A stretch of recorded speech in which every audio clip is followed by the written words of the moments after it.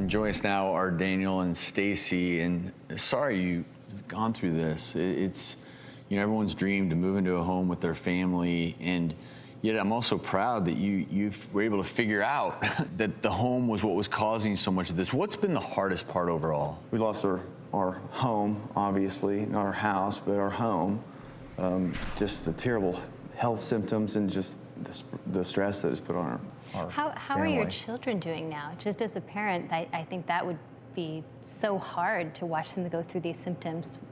It is. It's really hard. They can't tell us how they're feeling, and we can only go by my tummy hurts or my head hurts or my heart hurts. Well, and this is not a scenario that is uncommon. It can happen. And joining us now in the audience is Dr. Noreen Khan-Mayberry, a toxicologist and environmental scientist.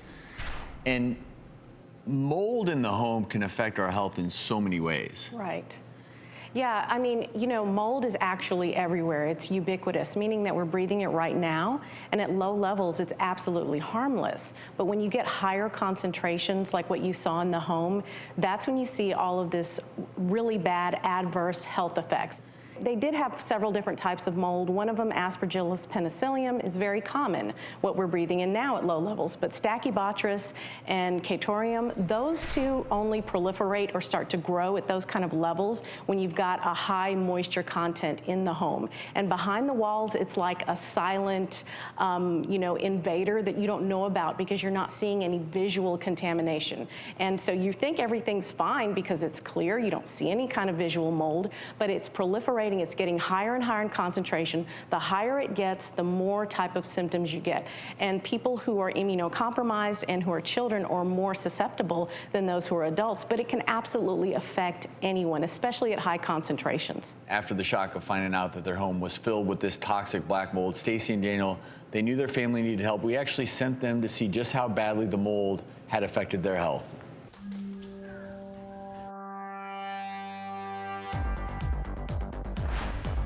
Hey there, how are you? Good. Dr. Avi, how are you? Good. I'm Daniel. This is my wife. Today I'm hoping to help the Harper family, let them identify if they have any underlying mold-related issues. All right, so we're going to get you set up for the allergy testing and the breathing test, and I'll take a look at it, and as soon as I analyze and review it, I'll give you a call. We'll go over the results. All right, thank you, Doctor. Thank you. Go really deep in, and then blast it out. I need about 10 more seconds. A little bit faster. 3, 2, 1. Exhale out. Good job. Did it hurt? It hurt less than a bird went underwater. Hi, it's Dr. Andy. I'm Stacie Harper. So what brings you here, Stacie? We discovered that we have toxic mold in our home. I just don't feel like myself anymore. Okay, let's examine you. One more time. We're going to need to do an EKG, and we'll take it from there. When